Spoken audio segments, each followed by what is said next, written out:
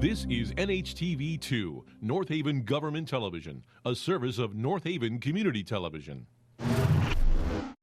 The following program is brought to you through the support of the Town of North Haven.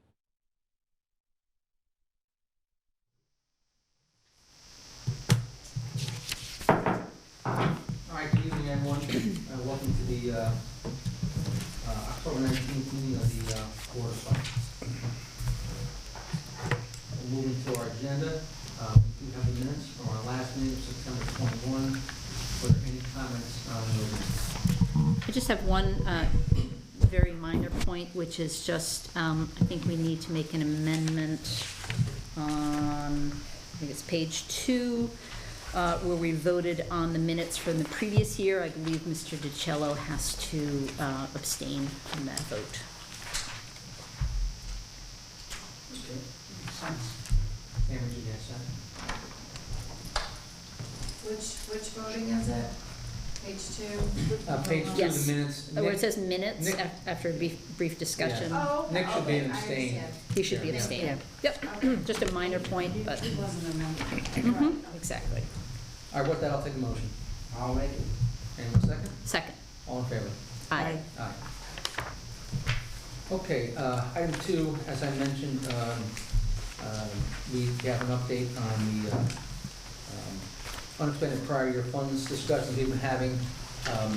During the prior month, Mike and I met with both Howard Wardlow and Patrick Sturt from the Board of Ed. We have an understanding in principle that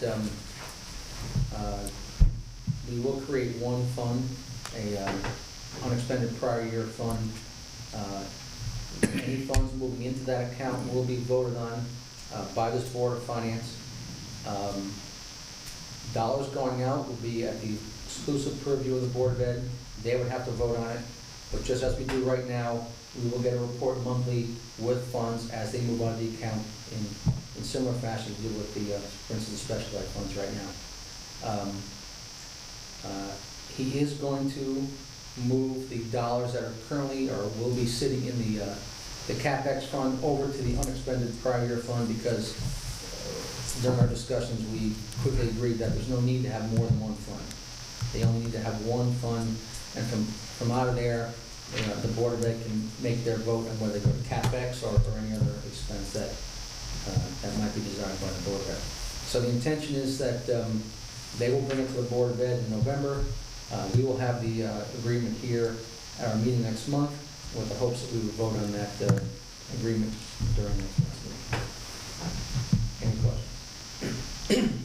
So we are only to vote on the additions to that prior year unexpended fund and in terms of dollars and not any uses or purposes of that. Correct. Yeah. That, I didn't think that we would be primarily the approver, but Primarily approval of the use of those funds, of how they're utilized. I do understand that, Board of Ed and their subcommittees deserve to designate the use of those funds. But I somehow was under the impression that we would have some sort of role or oversight to see that their use was in line with our vision of what they should do. Well, that's the guidance we got from our town attorney, but it's not inconsistent, Michael, with what happened. I mean, granted, we get a budget from the Board of Ed at the beginning of the year, and we see all the line items just like we do now, but when we get right down to it, we're voting on a number for the Board of Ed. And they have the right to move the dollars around right now. And we don't have that oversight. I understand. Okay, so if I could just chime in and add a little bit of context here. So first of all, this board, with the exception of Mr. DiCello, have already voted to memorialize a single fund, and it's called the Board of Ed Carryover Fund. So that was created, it exists. It isn't reported in our monthly special funds report, but it still exists. I read very carefully the email from Mr. D'Onofrio, and he's actually talking about two different Connecticut statutes as well as two different situations. So the first one is Connecticut Statute 10-222, and that basically gives the Board of Education the discretion throughout the fiscal year to be able to transfer money around at their discretion, and they vote on it each and every month when they do have transfers. They can move money from one line item to another line item. But the second situation that he describes is the use of unexpended funds at or after the close of the fiscal year. In other words, surplus funds. We give them a certain amount of money, and then the difference between what they spend and what we give them is the definition of surplus. So the use of those surplus funds is then dictated by this Connecticut Statute 10-248A. So that's what we're really talking about today, is are we actually living up to this particular statute?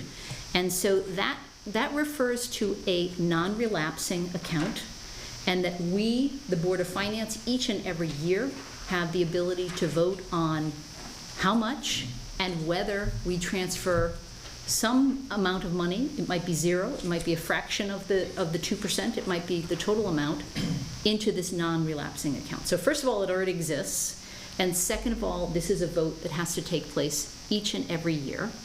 And third of all, I think the spirit of this entire process was created by our dearly departed Mr. Swinkowski, who made it abundantly clear that he would be the gatekeeper, and that there would be a gatekeeper in addition to the Board of Education that was determining how this money would be utilized.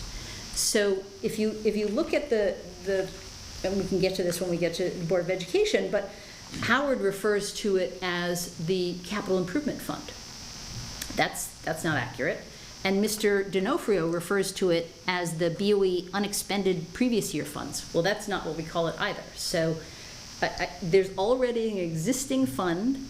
I think we need to vote on it, but in the end, we're not voting to give them carte blanche use of up to 2% of the budget, which is, I believe, exactly what they are expecting. And I think there has to be, as I mentioned last month, some system of checks and balances, not just seeing after the fact that it falls under one category or another category. I think we have to have some use of our discretionary authority here, because the people that created these Connecticut statutes intentionally, as Mr. Frieda pointed out, intentionally used the word may rather than shall. And I personally interpret that as they did that so that we have some discretionary authority, since we have the responsibility for the entire town, not just for the Board of Education, but for the entire town. And so in the last 3 years, the Board of Ed has had substantial surpluses and the town has not. And so I think we need to be very cautious about giving up this this responsibility as well as this level of financial control. So those are my thoughts. For what responsibility are we giving up? If we simply say, yes, we're going to vote to put X amount of dollars into a given account and they can use it any way they want, that is not what this particular Connecticut statute says. I think we probably touched on this last month, but I mean, you know, the memorandum, an email from Howard, granted he's not the town attorney, but it was consistent with what we got from Jeff. And I'm repeating myself from what I just said in March, but my understanding is we can't tell them where to spend the money. We can, however, and do and will authorize the money going into the fund. So historically, prior to the enactment of this particular statute and our ability to act upon it, any surpluses from the Board of Ed went into the general fund. It is the people's money, and it went into the general fund. It didn't So- happen though, by the way. I'm sorry? There was very few times that I can recall where they They transferred just money.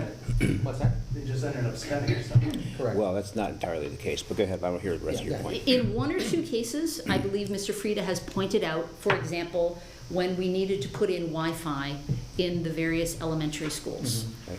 They were allowed to not only keep a portion of the Board of Education money, but I believe that even that money was even supplemented from the town side surplus. But in any case, with very, very few exceptions, any surpluses on the Board of Ed side simply went into the general fund because it is the people's money, right? Once they don't spend it, Okay, so we'll have that prerogative as a board, that if they come to us next July, for instance, and want to transfer surplus money in, the board will have its prerogative to vote and turn it down if that's what we want to do. Do you want to get into, Tim, special ed versus self-insured versus capital?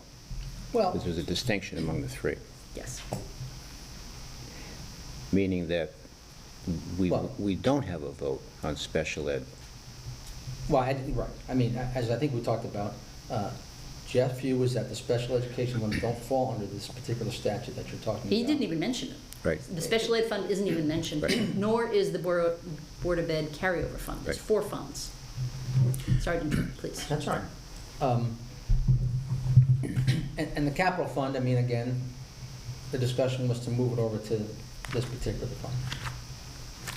So, Tim, if I could Yeah. address some of the history that Mrs. Barrett mentioned. So let me take everyone back 11 years ago.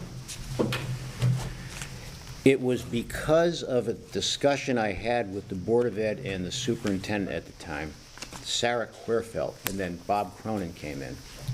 There was no surplus from the Board of Ed. It was being spent at the end of the year. It was yours truly that went to them and said, I'll tell you what we can do here. You don't spend it just for the sake of spending it. Any surplus that you can deliver, we will put it in the general fund with a designation that it's Board of Ed money for future capital expenses. This way, we're saving the taxpayers' dollars in the future. And a good example of that, the first or second year, was they came in with a $355,000 surplus that would have been spent if I didn't have that agreement with Bob Cronin. We then had Common Core come into the curriculum in the state of Connecticut. We needed about $350,000 worth of computer upgrades. And guess where we got it from? From the money they didn't spend from the agreement that I had with the Board of Ed. As the years went on, this model here that we created with the Board of Ed spread through the Connecticut Council of Boards of Education, and it ended up becoming a state statute because of what we did here. So if we didn't do this, there would have never been a surplus with the Board of Ed.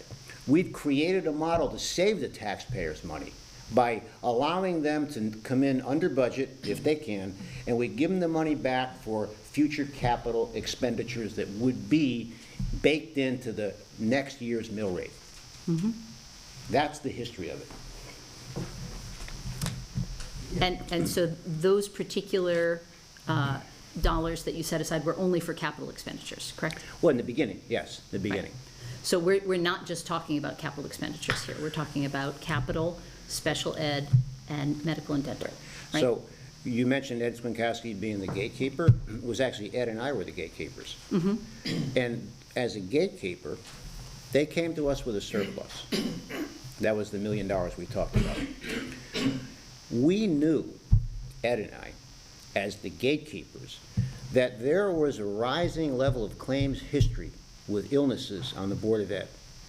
So what we did as gatekeepers, we allowed them to put the money back into not only self-insured medical account, but also special ed, as I mentioned here about 8 times before, to try to minimize the volatility of the inflow of special needs students coming into North Haven.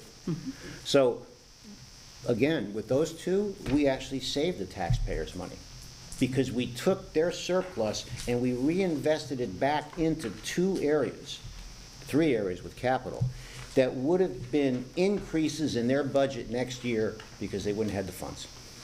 Right. So the special ed fund, other than a very recent expenditure on legal fees, hasn't really been touched. since they put that $1 million in it. So that's just sitting there. Agreed, it's in a perfect world, having a rainy day fund for special ed, as we have talked about many times, is a good idea, because this is a very attractive town that has a very effective special ed program. So there are students that both move in and move out, and we can unfortunately pay the price of that. So, but if you look at the memorandum from Howard, he's referring to moving money exclusively into the BOE Capital Projects Fund. So that would be limiting it to just capital funds. What we're talking about is this other fund that we've created, this BOE carryover fund. And Mike, now in the absence of Mr. Schwankowski being here, who is the gatekeeper? Because the impression that I'm getting from Mr. Donnie is that they will have absolute discretion over how this money is utilized if, in fact, we vote that it I can be guess I might transferred. point out, that the fund that you are referring to, there's no money in that fund that I'm aware of right now. But it exists, right, because it was drained, I guess that's probably true, yeah. yeah. So the gatekeeper is the Board of Ed, that's the answer to the question, by the way. The gatekeeper is the Board of Gatekeeper Ed. will So be the that's Board of Ed. that's in contrast with what Mr. Frieda just said. Because you're comparing two different programs, Yeah, okay? programs, We're here discussing, what you asked us to do, by the way, was to look into this particular topic. And we Yes. did, as I promised, right? And so I've updated the board, and this is what we're talking about, okay? So the gatekeeper here, based on the conversation we've had with the town attorney and the Board of Ed, is that they will be the gatekeepers of the funds, the expenditures, excuse me. Will either approve or deny any request for excess money to move into the fund. And at that point, though, the Board of Ed has got a control and will review the request for dollars going on the fund. Yeah. So it does sound like the carryover fund, newly created, is more or less a holding account from which funds will go for different purposes to other accounts. So it may increase the amount of reserves for special ed or for medical expenses.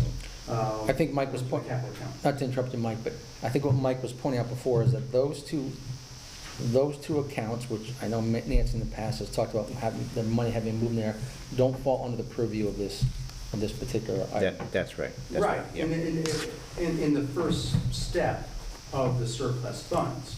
But if the Board of Ed decides to move those carryover funds to some other purpose, it could slide into one of their standing accounts. Yes.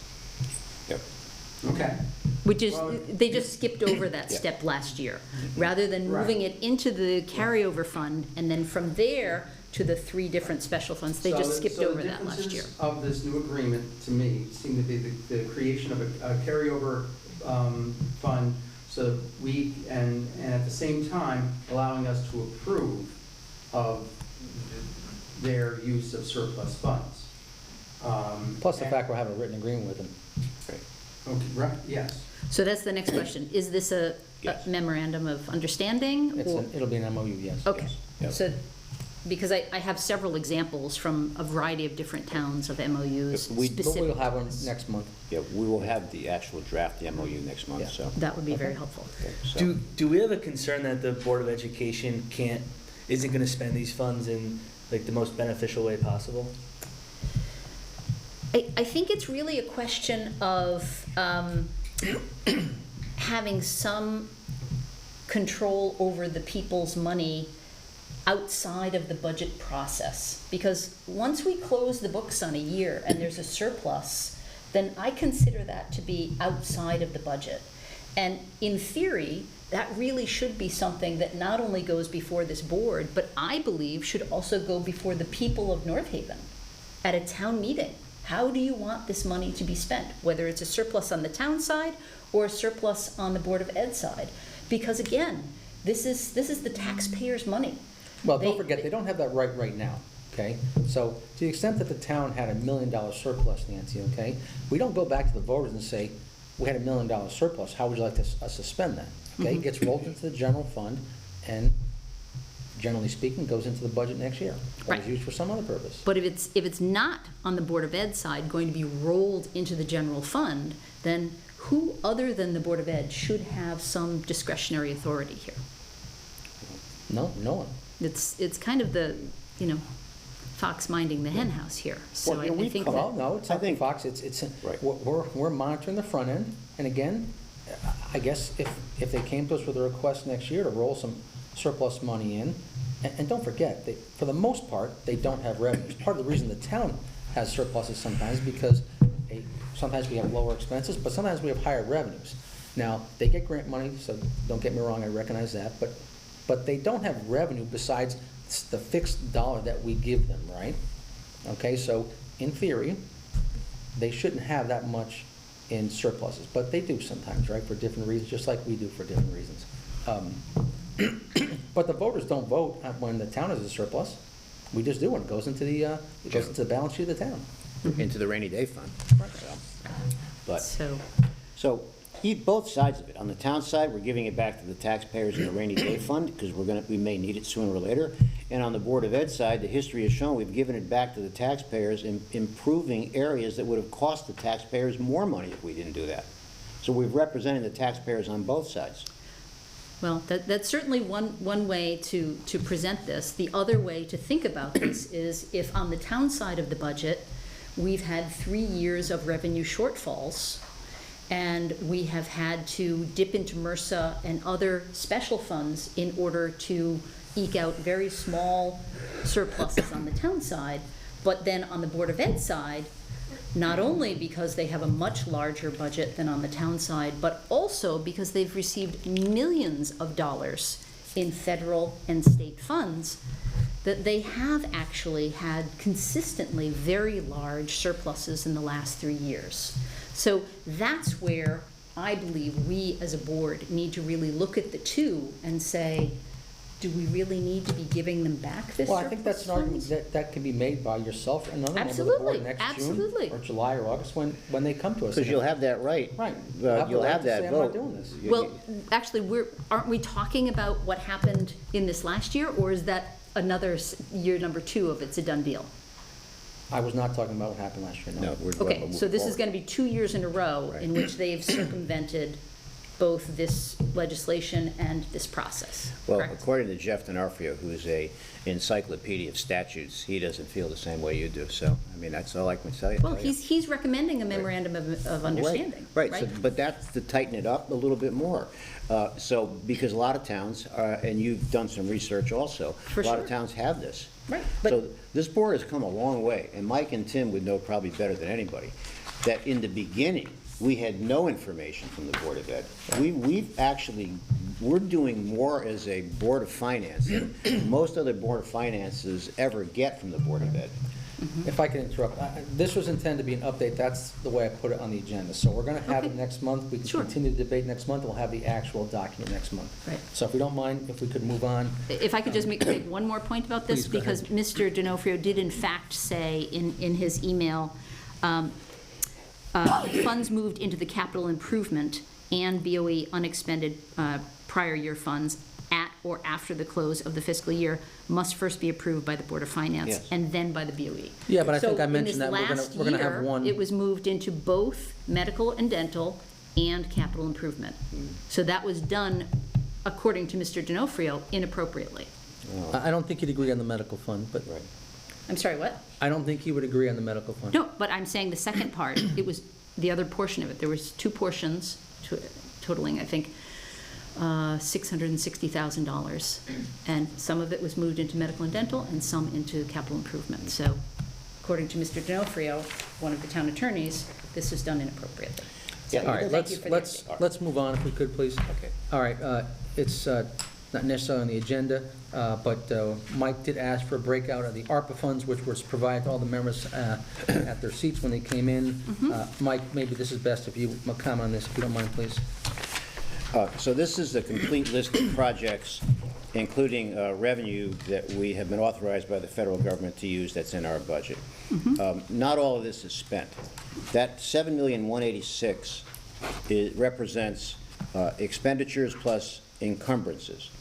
So what I'll be doing is knocking off some of these projects to get us down to $7,008,000, which is the total number that we have. Now, I'm hoping that we won't need the full $1,670,000 that's budgeted as revenue in this year's budget. And if we don't need it, and let's say that's only hypothetically $1 million, then I can put back in some of these projects, because we have about 3 years to spend this before there's a federal audit. So this is where we are at this moment.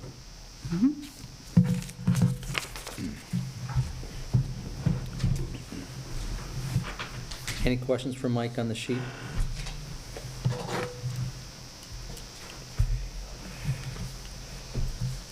Any questions?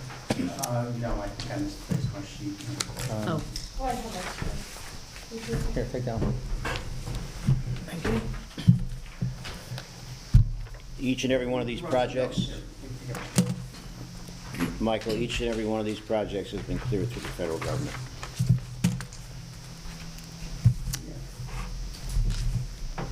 Yeah, so how much change is there from the previous estimates or draft that you had? Oh, I probably eliminated about $800,000 worth of projects that we would have liked to have done to get down to the $7.1 million. And again, how does that compare with the actual amount of funds you have available? It's the same amount, isn't it? No, it's more. We have $7,008,000. So I've got to work to refine this. This is the work in progress right now. 7,008,000. Okay, Right. so it's over, but We're by over, about 180,000. yeah, in encumbered projects that haven't happened. Well, that's good. I mean, it's a lot Yeah. more refined than your original Yeah. ambitious list. So that's that. will there be any Board of Ed ARPA money that's utilized for any of these projects? No, No. no. It seems like some of these items might reduce our capital needs in the future, such as police cruisers. Well, you know, that we hope so, yes. Yeah. That's a good point, that's a good point, Mike. Mhm. And Mike, could you just explain what is the Regional Police Command Vehicle? This is a unit that ties into our regional traffic and accident reconstruction agreements that we have, that we put together here years ago with Madison, Guilford, Brantford, North Brantford. Each municipality is contributing a share to buy that vehicle. And the mobile command vehicle will be then moved around to the different towns based on the needs of what those towns are at that time. That represents our share. That unit is a lot more expensive than our share. Multiple towns will be contributing to buy it. So the total cost has got to be more than $500,000? Oh, yeah, yes. For a single unit? It's huge. It's a huge Wow. mobile command unit. Retrofitted equipment, technology. So it's only a portion. Okay. It is a lot of money. Okay, thank you, Mike. Let's go on to new business. Before we get to the reports, Mike does have an announcement he'd like to inform the board about. So, the good news is, we had a ratings call 10 days ago, and it was a very intense session, and we got re-rated AAA. So, we had, I mean, I handled the call. I had to really be on my game, ladies and gentlemen. I really did. So, we got re-rated AAA. However, there are still two cautionary tales. We are among the lowest municipalities in score on fund balance and not raising taxes. We are among the highest in strategic management, strategic leadership, operational management, and financial management, and economic development.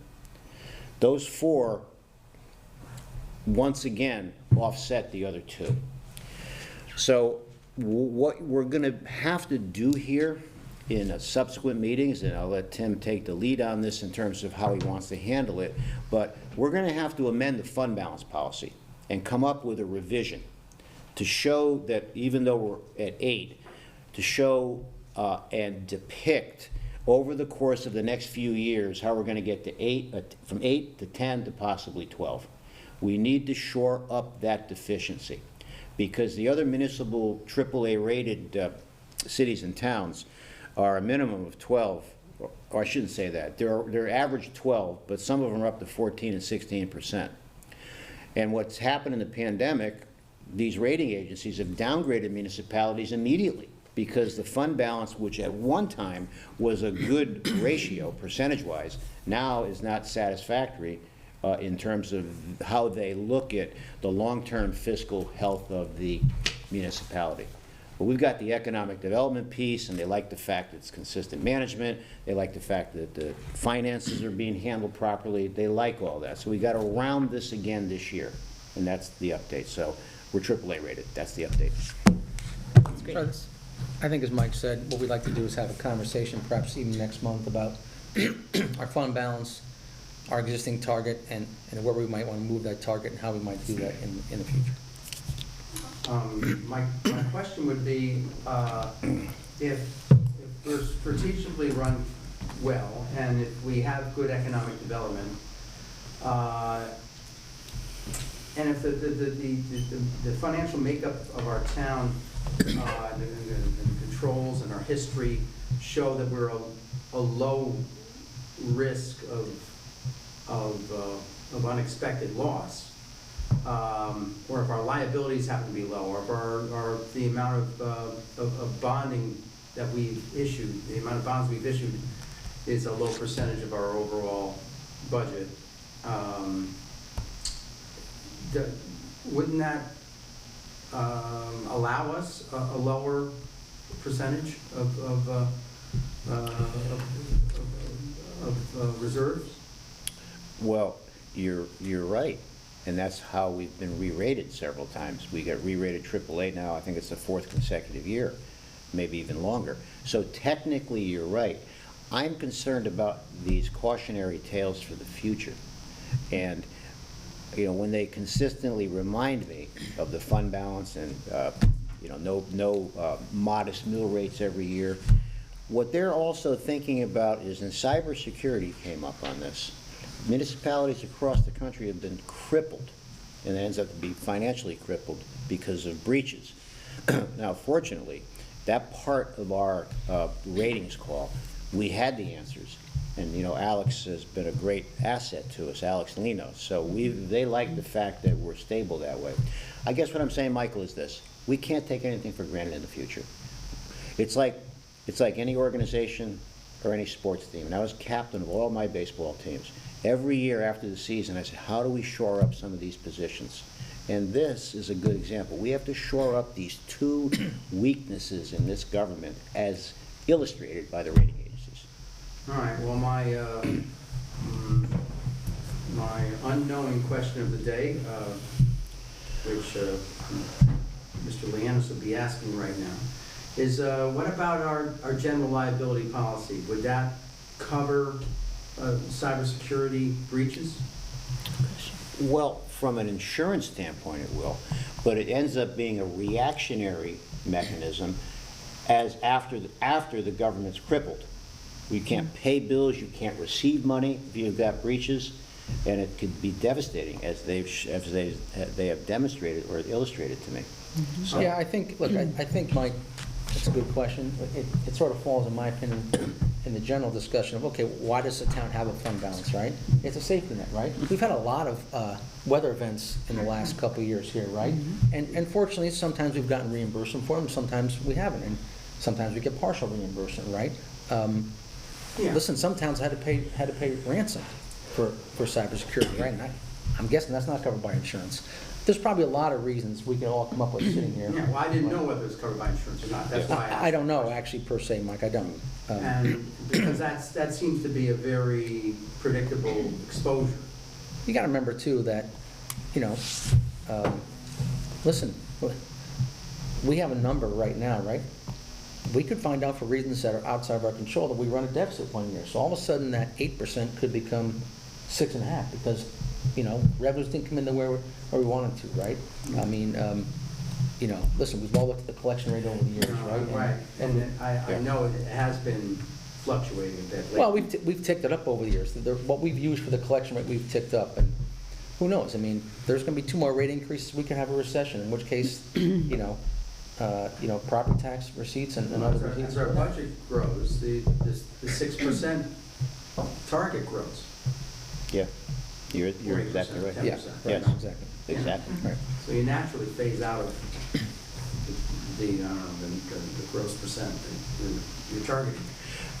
Yeah, and of course, we are self-insured in a number of ways. Mhm. And that's why we technically didn't have to have initially a medical reserve account, because that's already an implied purpose of. Well, but don't forget, the reserves were to cover the incurred but not paid, Mike. That's why we have reserves, right?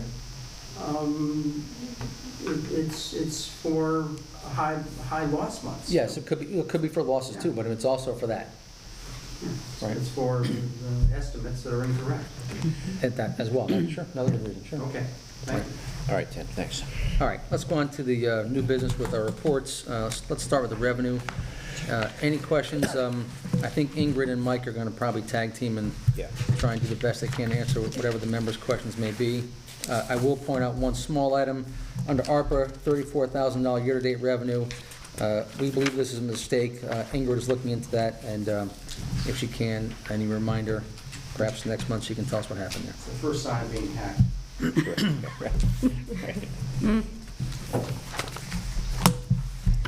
Before we get into any questions you may have, just a general statement that what you'll see here is, Ingrid and I were talking earlier, we have a 25% time elapsed with a 30% expenditure rate. But a lot of that is upfront payments in the first 3 months of a fiscal year that are non-recurring expenses as the year goes on.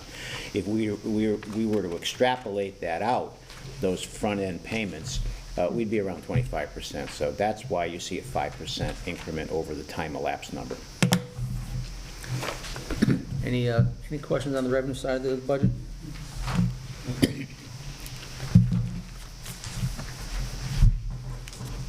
All right, hearing none, let's go on to the expenditures. I guess I'll say 2 quick things, and then we'll take questions. I'm sure the members happen to notice that on page 13, the winter maintenance supplies were very expensive. There's a big encumbrance there for $214,000, and we're already over budget for the year to the tune of $83,000. This is for salt. Mike can give you Yes. the dollars per pound number, but I think it's a good example of the fact where I think in the spring when we did this budget, there was some discussion amongst the board members about potential commodity risks in the budget.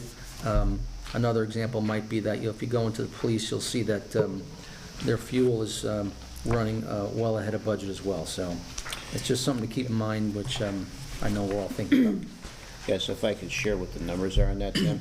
That was one example of what we talked about many times about the inflationary aspect hitting the government. So we went into this at $74.17 a ton, and the price now for municipalities is $95.55.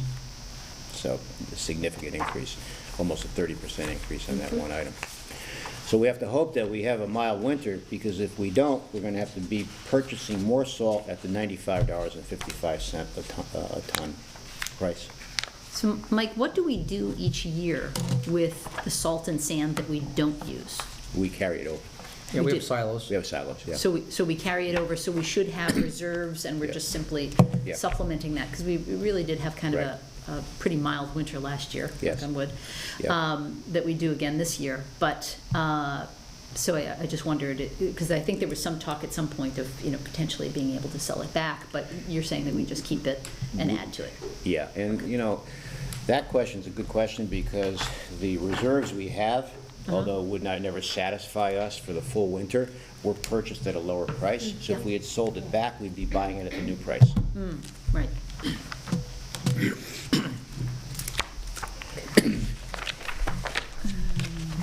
I think that's one of those categories anyway that's covered by the grants and aid operating expenses. Yes. Yeah. I had a question on page 4. I believe this is building inspection permit. Was there some reason that the consulting was so much more than we thought it would be? Yes. Okay. So I'm going to turn this over to Ingrid. Sure. Because we've been working closely on this, and there is a valid explanation. Ingrid?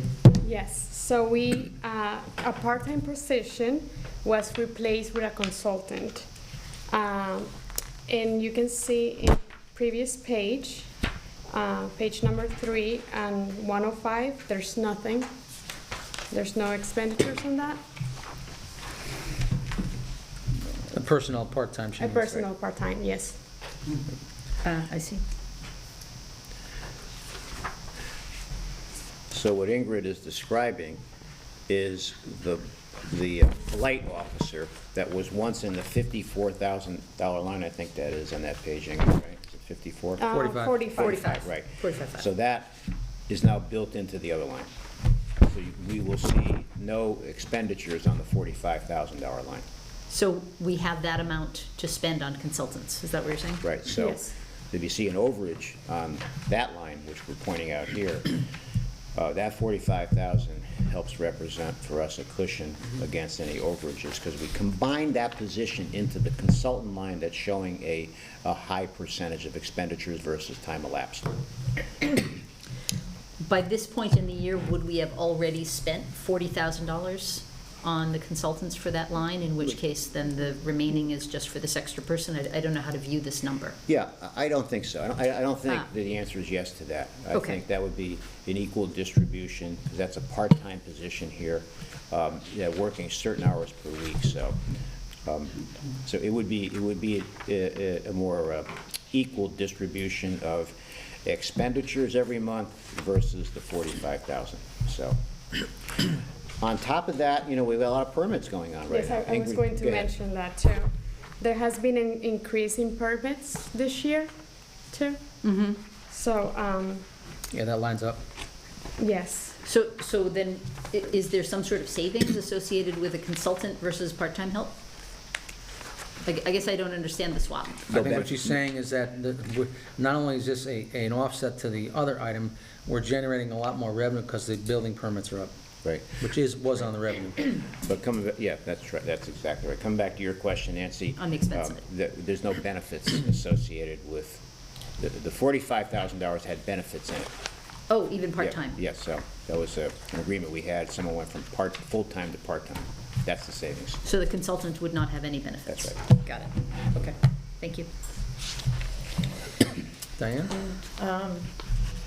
Yes, page 9, the building supplies, they're encumbering, so I don't know if we're just buying stuff now because we can and it might be cheaper, I'm not really sure.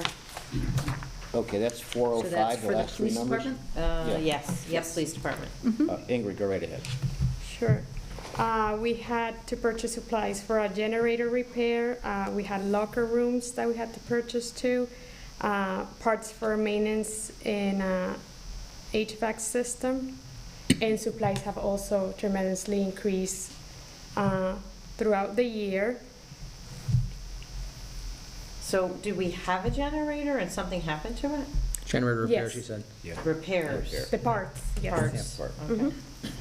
And I'm assuming the vehicle maintenance is damage of police cops and, Yeah. because that's high too. Yep. Mhm. I'm just making that assumption, that's what that is. Well, it was Yeah. pointed out that we had an accident. Yeah, we had an Yes. accident, yeah. So that's, I just want to make sure that's what that is. Yes. Okay.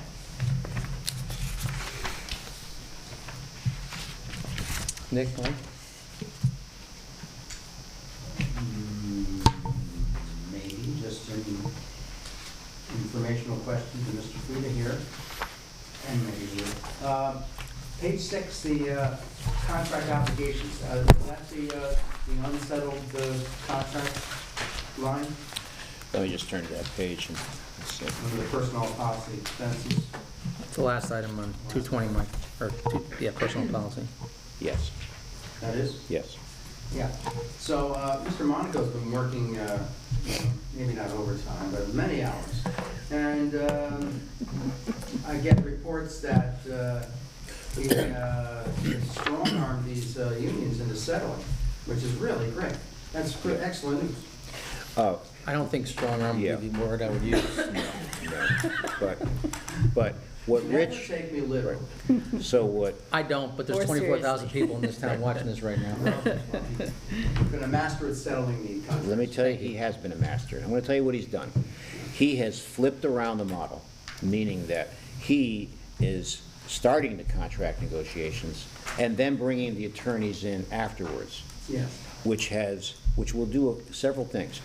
He's already got close to 3 TAs, temporary agreements with unions, okay, because he's taken that approach, which I totally support. I come in, he'll ask me for some parameters, but he's the lead guy right now, and then I'll come in perhaps at the end. But what it also is designed to do, and this is very important, we, Ingrid, myself, and even Rich, because he's involved with this, are trying to level out this contractual obligation line so we don't get big hits after not solving contracts for 2 or 3 years. Of course, yes. And they're just satisfied with that secretly for years. But with all the contracts that are settled, should there be more? Are we a little behind in deducting the amount we have set aside here of the 695? I mean, is there more to? Well, we expended 115. I thought I heard we had temporary agreements for 2, and I think you settled 1, right, Mike? Right, yep. So I'm Oh, okay. assuming we only have the settled one in your Oh, back. sorry. I'm not sure. I thought he had more than one settled. Right. Okay. Yeah, so there's, I've talked with Rich too, and one thing I know, and Mike just sort of hinted this, is that, you know, historically, our town, like a lot of towns, by the way, that the contracts have lagged, as we all know, and we're 2 and 3 years down the road, and we don't have them. So I know that, you know, Rich has in his mind that he'd like to get these back on a schedule that ties in, a little bit closer with the expiration of the contracts. right. Now, we're going to see a big hit, Ingrid, myself, in October on that line. Yeah. Because the police have been paid. They have been paid, yes. Yes. Yeah. That was like October 3rd or 4th, I think, Ingrid, we did that, right? So there's going to be you're going to see a big Yeah. increase No, on it's all that. good news. Good news that we're no longer behind the curve on all of these, with all these unions. Okay. Yeah, so his expedited approach should be commended. On that same page, under page? personnel policy. It was 6, I'm page sorry, 6. Okay. page 6, the reserve accrued benefits, we're already at 108%. Well, this came up last month. There's been a Yeah. number of retirements of longstanding employees, so Right. the item just happens to be particularly large. And it's just continuing to grow, right? No, it'll depend on retirements. I'm not Under sure. what we've got. retirements, Yeah. yes. Yeah, at this point, here we are now in October. This is another example of retirements where we had to front-load the expense on that line, but I don't see the rest of this fiscal year any retirements. I really don't. Unless something comes out of the blue, there's a health issue or something, but, so hopefully that is another example of front-loading an expense that's non-reoccurring. Any final go ahead. Ingrid, on page 16, the water for fire protection, we're at over half the budget expended. Is that due to paying a water bill twice a year, or is there another reason? What Under line is it? utilities, the first utility item. I will have to look into that for Yeah, you. no, I think, we'll look into it, but I believe that's the case. It's half a payment and half a payment, but we'll Okay. confirm that, okay? Great. That's what it looks like. All right, if there's no other questions on the expenditures, why don't we go over to the special funds report?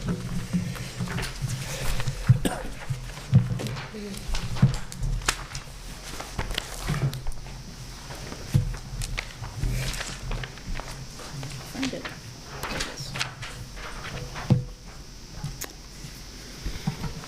So one thing that I just wanted to point out that I really should have pointed out last month when we got this updated MRSA is if you look at the very first column, which is beginning fund balance, dated July 1, 2022, you'll see recreation, police, fire, and then fire again down at the bottom all have blanks. which means we're starting off the year with each of those accounts with a zero balance. And so, Mike, does that mean that in order to close the books on the last fiscal year, you had to empty all of those accounts? Mostly, yes. Mm-hmm. Yeah. Okay, I just wanted Yes. to clarify that there wasn't any Yeah. big expenditures or things that were extra budgetary that we just didn't know about. But some I of think these- we normally do that, though, don't Yeah, we? we do. I think but- we always do that. Well, in the past, we've left some money in there, but what some of these accounts do is they replenish themselves. Right. So I'm Police hoping- typically, You're we right. do. I'm hoping we'll see in the next couple of months, you'll see some dollars in there that's being replenished. And the security for schools, is that something that should have been covered by the $2 million grant? I believe that, and we'll make a note to double check, I believe that we bonded for the 2 million for security. They ended up getting a grant on top of that. The grant, I think, went into the general fund, and I believe that they're using a portion of the grant that they got over and above the 2 million. But we'll double check that, Ingrid, okay? Okay. I might be wrong about that, but that's my recollection on that. Sure.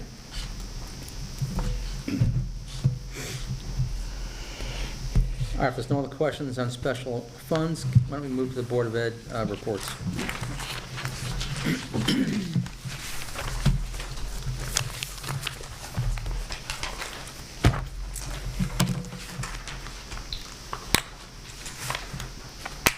Do we know what year we are in the bus contract? Yeah. That always comes up. Good question. Yeah. I think year 2, but we'll double check that, Diane.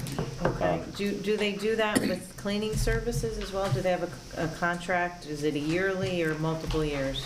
So that cleaning contract, the same company that we use for the town side, I believe that's every 2 years, and I think that's coming up this year in June. Okay. That's why I was curious on that. We never really, I don't recall us talking about cleaning services. We always talk about bus. Was there a second page? I think I only got one page. Yeah, that's all I got too. Do you have a second page, Diane? Around there? No, I'm looking at Look at that, okay. that. No, they only gave us, I thought the Right. same thing. Why do we only have one page? Right. It kind of just ended. Okay. And I just had a quick question. Again, this is something that was last month, but it's still pertinent, I'm sure. I think we were told that the $350,000 that the Board of Ed received from the state of Connecticut for free lunches was supposed to expire sometime this month, even including throwing in additional, I don't know what it was, $60,000. I want to say, You're right. wasn't it extended? So I think they were extending it, again, using surplus funds.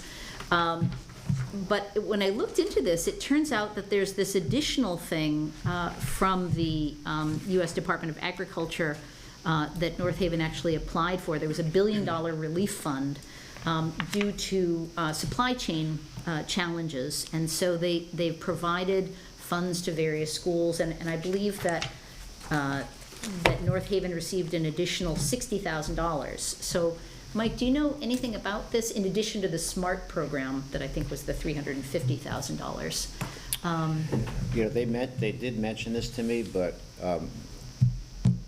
you know, I'll have to check this, okay? I don't want to say anything that's incorrect on this. They extended it. Yeah. The free lunch was extended through December 2nd. Right. But what I'm not sure about that Diane's right about that. I'm not sure if there was funding to do that, or they decided based on some feedback in the school systems to continue it and utilize it out of their existing budget somehow, finding the money. That's what I'm uncertain of, Okay, so. right. And so that's part two of my question is, certainly COVID is not done. It's not in our rearview mirror, however. I think we're in a much better place at this point. So I guess the question is, maybe you can elaborate on this feedback that would support the decision to continue providing free lunch for everyone, because Yep. obviously we've provided free lunch for those who are facing financial hardships for dozens of years. But this decision to provide free lunch to everyone, I think, is somewhat tied to the COVID pandemic. And so now it's a question of, are we in a different stage? And what is the rationale for continuing? Well, I'll give you my opinion. And it's an opinion based on what we see not only here, but all over the state. Through these 2 years of this pandemic, there's been a high level of uncertainty, a certain degree of hopelessness, a large degree of isolation and loneliness, and a degree of social anxiety. And unfortunately, in some families, it's had an adverse effect on the family dynamic. And I think the manifestation of all that has been that we offered something that people really embraced during the pandemic, and then to just stop it quickly elicited feedback where people were saying, please, this was very important to us, our family, having these free lunches. And I think the Board of Ed listened to all that, and that's why I believe that's why I know they reinstated it. So it's my opinion as to the cause, but the decision was based on the feedback they got from parents and other people. I see, okay. So, And I'm sure that's something that will be revisited yeah, I think so. on a regular basis. I do. Okay, thank you. Anyone else have questions on the Board of Ed? If not, I'll take a motion on the reports. Make a motion? Second, please. Anyone? Aye. All in Second, favor? Second. second, and all in favor, aye. All in favor? Aye. Aye. Okay, thank you. We did get in our package the meetings for next year, also the budget making and workshops for next year. You also did get a revised schedule for the regular meetings. As I think you all know, we have moved the meeting next month to the day prior. It will be on the 15th, Tuesday, November 15th, at the same time as normal, 6:30. Other than that, I'll ask if there's any questions on the schedules. Okay, if not, we do need a motion and a vote on the schedules. I make a motion? Second, please. Second? All in favor?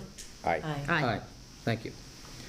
All right, we're now at the public comment section. Anyone like to address the, sorry, Sure, yeah, just 1 second, Sally, please. yeah. Every year I throw in my 2 cents as to how the previous budgetary year ended in terms of how much of the black we were.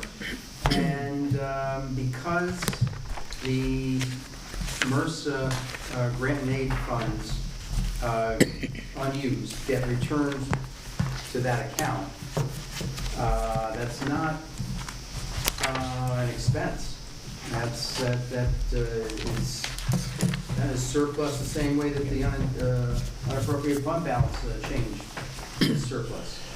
And for that reason, I do see that in the previous budget year, we were in we had a surplus, including the difference in revenues versus expenses on the town side of $1,350,681. That's what happened. And if anyone would like a copy of my math, I have copies for you all. But it's too simple to even hand out. It's just accounting for the change in our MRSA reserves and our grant and aid reserves. I think we have to come to an agreement on how we term that fund and that account and that program. But there is nothing in my reconciliation to do with the Board of Ed, because their unexpended funds do in fact just more or less get placed into a reserve for other expenses. So that to me, that is still a delayed way of spending funds that they had appropriated to them in each and every fiscal year. So instead of around 95,000, I have $1,350,000 and change. That's how I look at it. Thank you. Well, thank you. Thank you for doing that, Mike, I appreciate it. All right, Sally? I'm sorry, Actually, Nancy, I did you have have something? two quick things to say before public commentary. First, I'd just like to wish our Vice Chair, Mr. Lianos, a speedy recovery. We certainly missed him this evening, and we certainly look forward to him joining our group again. And secondly, I just wanted to mention that on September 24th, along with Mr. Frieda, I participated in this, in a Fire Ops Day that was sponsored by the North Haven Fire Department, and I appreciated the opportunity to spend the day doing simulation training in fire suppression and medical response and vehicle extraction. But most of all, I really appreciated the opportunity to directly engage with our firefighters and find out very specifically what it is they do and the types of equipment that they use and vehicles and so forth. And I really appreciated the opportunity to do that. Certainly, I have always respected all of our first responders, and so I did appreciate having the opportunity to do that. Yeah, it was good to see you there, Nancy, and Sally was there also, and Bill Piper participated, so we had a good turnout, and it really gave, this is the second time I've done it, it's only the second time the fire department has done it, and you see the physical aspect of it when you do it, so it's really, I'm glad you came, Sally, Bill, glad you came. Well, I give all four of you credit because I heard some of the specifics from Pat Nuzzolo, and it seemed like a challenging day, so I give all four of you credit. Yep. All right, anything else from the members? Sally?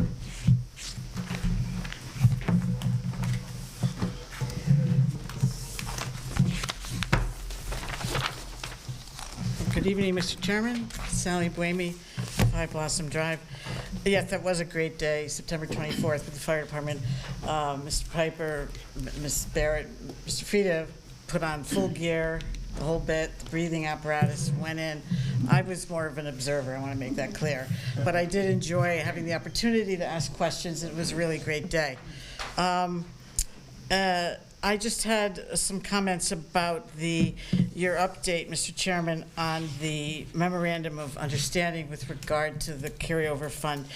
And I understand we have to wait and get this memorandum next month, but from your update comments tonight, it seems to be that the Board of Finance's involvement will be whether or not to put the money in this fund or not. And once it's in there, then the Board of Ed will spend the money as they see fit, or at least that's the impression I got. No, that's correct. From what you said. So I just urge the members of the Board of Finance to review memorandums of understanding of other municipalities, which I had the opportunity to do. And I looked at quite a few, and I just want to mention 3 really briefly. One, and all 3, of course, are establishing a non-lapsing Board of Ed carryover account pursuant to 10-248A. So Clinton, for example, is establishing the account, but they say that the funds can only be used for special ed costs in excess of budget amounts or capital expenses, and that the town council, which is their budgetary equivalent to this Board of Finance, must authorize expenditures first after the BOE and superintendent present a request. Newtown likewise sets up an account, and they say that the Board of Ed shall, subject to the approval of the Legislative Council in consideration of recommendations from the Board of Finance, will authorize expenditures from the non-lapsing fund. So there is definitely Board of Finance oversight in Newtown as well as Clinton. And Westport has a very interesting hybrid. They say that the Board of Ed can make a written request specifying the proposed use of this Board of Ed carryover account, and that they can use it, the Board of Ed, as they see fit, up to $200,000 in a fiscal year. Once they get to that point, then the Board of Ed, let me read this so you get it correctly. After the $200,000 threshold is met, then additional amounts, quote, from the Board of Education carryover account shall be released only if the written request of the Board of Education specifying the proposed use is approved by the Board of Finance. So earlier, Mr. DiCello, you had asked Mrs. Barrett, do you have any objections to the Board of Ed deciding what is the best use of this money? I don't think that's really the question. I think the question is, as Mrs. Barrett said, the Board of Finance is the holder and the responsible party for the people's money. And so this extra level of oversight for this particular surplus money, with the vast majority of the Board of Ed money, they spend it as they see fit. But when it comes to surplus money being put into this special carryover account pursuant to this statute 10-248A, certainly other municipalities saw the benefits of a different level of oversight. And it is not a question of whether the Board of Ed will spend it properly. It's just a question of who the gatekeeper should be. So the point that I'm really trying to make in giving these examples is I urge the members of the Board of Finance to review other memorandums of understanding to see what other towns have done. There's, I know we're North Haven and we can do what we want, but you know, there's nothing wrong with getting some ideas from other places, and that's the point that I wanted to make. I did want to make one comment. Mr. Frieda, you Sally, mentioned something about, yes, If you sir. don't mind, I'm not Yeah. sure exactly how you came upon these MOUs, if you call the towns or found them on a website. Yeah. But if you like, please give them to Ellen or Tammy, and maybe they could share them with the board members. Well, I got them from Nancy Barrett, so she, I can forward you the links. It's very Yeah. straightforward. if you- Sure. they're very informative and very interesting. I'm not saying that I just think that it would be prudent for all of you to do a little research on this rather unique opportunity to enter into a cooperative endeavor with the Board of Ed. And that's really the spirit of 10-248A. It is intended as a cooperative endeavor between the Board of Ed and the financing authority, whatever it shall be, and in this case, it's you guys here in North Haven. So Mrs. Barrett can perhaps provide that. I just wanted to say, Mr. Frieda, you mentioned something about the different model with the union contracts and how you're meeting directly first without the lawyers. As a lawyer for 39 years, I can honestly say the longer you keep the lawyers out of it, the better you are. Thank you. Good night. Thank you. Okay. An honest, succinct opinion right there, so. Mr. Piper, you're our lone other attendee this evening. Are there any questions you'd like to address the board? No, since we're on this, Why don't you wait till you get to the mic, please? I will. Well, thank you. Bill Piper, 28 Bassett Road. And since we're on this topic, I might as well provide a few comments of my own. If I look at the statute, and I think we've ignored number 3, which says each such expenditure shall be authorized by the local Board of Education for such town. I'm definitely very much in favor of oversight, them reporting what they've done with the money. But again, based on the statute, once we give them the money in the unexpended education funds account, the Board of Finance gives them the money. You know, it looks like it's still up to them to make the determination independently what to do with the funds. And if you notice on the history of the legislation, the subdivision 3, which I just read, re-expenditures to be authorized by the local Board of Education, was effective July 1, 2019. So I just wonder whether the towns that you've actually looked at the memorandums of understanding have actually not properly updated those based on the addition of that subsection of the statute. So if I could answer this, just to give you some context, the Board of Education is supposed to vote after they close the books in the fiscal year and make a recommendation to the Board of Finance as to how much money, as well as how that money will be utilized before it comes before this Board of Finance. So they're supposed to vote. Last year, they didn't even vote. It was simply just transferred $1 million. no, we're not talking about last year. I'm So- talking about this how we're going to handle this in the This, future. and this most recent And- year that just Right. ended, again, they did vote, and it was simply transferred, again, before it came to this Board of Finance. So Right. that's 2 But again, years in that's a how row. it was in the past. We're So talking 2 about the years. future under the And now memorandum going of forward- understanding. Under the memorandum of understanding, Yes. up to 2% can be moved over into what's called an unexpended education funds account. Yes. By the Board of Finance. Correct. And then after that's done, under subsection 3 there, each such expenditure shall then be authorized by the local Board of Education for such town, as long as such expenditure under number 2 shall only be made for educational Right, purposes. so those are the mandates from this But that is Connecticut State after the statute. money's moved over, they need to decide what to do And with it. then we just like can the funds. decide in our own language of our own memorandum of understanding, like any given town, I- how many other regulations we would like to impose.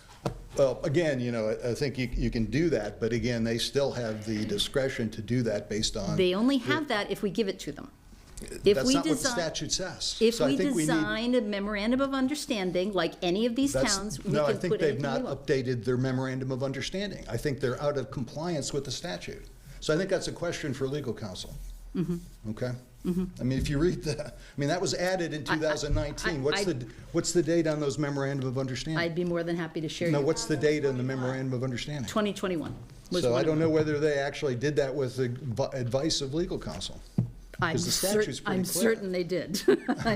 I cannot imagine the towns of Westport or Newtown did Hey, anything we've seen without stranger legal things counting. happen. Okay. So, but thank you. I Sure. just wanted to bring that point up. But I'm Sure. definitely in favor of oversight because even if it is to their discretion, to do it after we fund the account, if they do something that, and they should report to us on a regular basis, to the Board of Finance, when I'm saying we.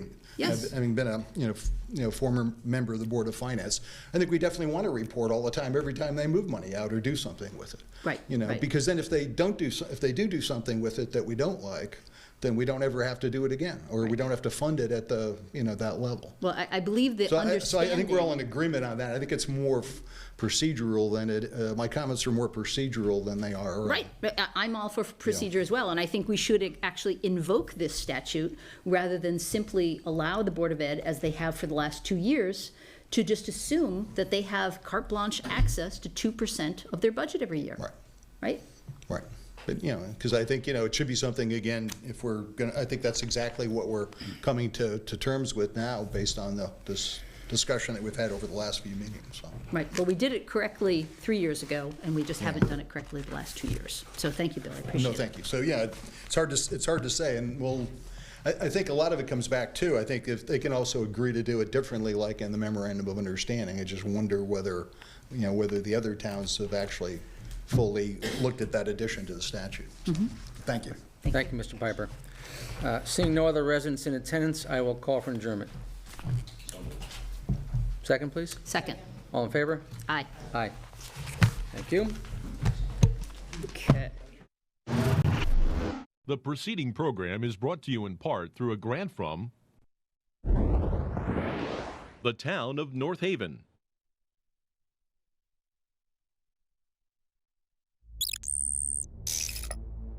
Watch town meetings or other videos on demand at nhtv.com.